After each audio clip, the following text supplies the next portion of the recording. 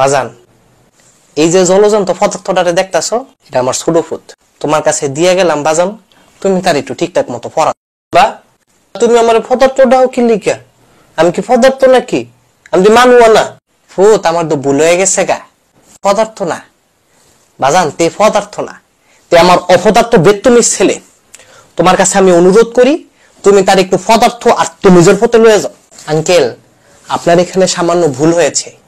আসলে এই জগতে যাদের আকার আকৃতি ভর রয়েছে তারা সবাই পদার্থ।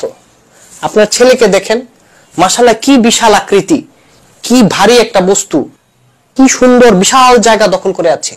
সেই হিসেবে তো সে তো একটি পদার্থ।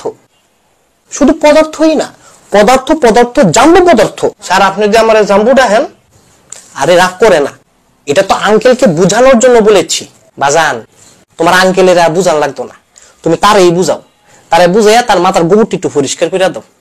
আঙ্কেল, আপনি তো আবার একটু ভুল করে ফেলেছেন, কারণ মাথায় তো কখনো গোবর থাকে না, মাথায় থাকে মস্তিষ্ক।